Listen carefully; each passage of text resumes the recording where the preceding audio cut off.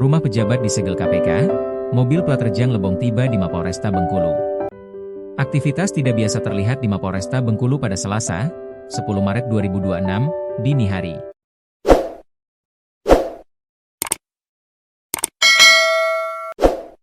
Puluhan wartawan terlihat berkumpul di depan gerbang Mapolresta Bengkulu setelah beredar kabar adanya pejabat dari Kabupaten Rejang Lebong yang dibawa oleh Komisi Pemberantasan Korupsi, KPK.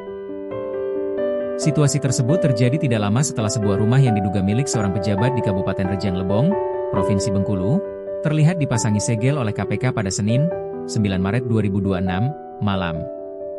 Segel tersebut menandakan bahwa lokasi tersebut berada dalam pengawasan atau proses penyelidikan oleh lembaga anti rasuah tersebut.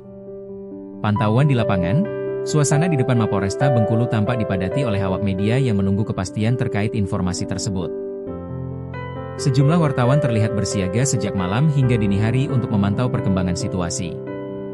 Dua mobil plat Rejang Lebong tiba di Mapolresta Bengkulu. Sekitar pukul 007 WIB, dua kendaraan dengan nomor polisi yang berbeda tiba di halaman Mapolresta Bengkulu. Kedatangan kendaraan tersebut langsung menarik perhatian para wartawan yang telah menunggu sejak sebelumnya.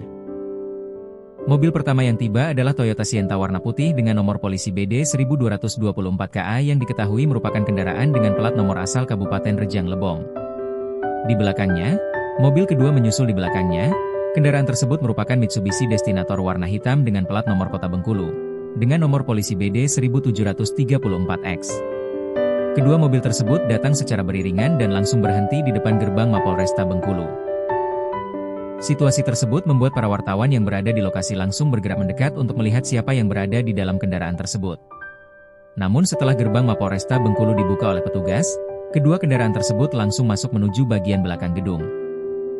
Petugas kepolisian yang berjaga kemudian segera menutup kembali gerbang Mapolresta Bengkulu sehingga aktivitas di dalam area kantor polisi tidak dapat terlihat dari luar.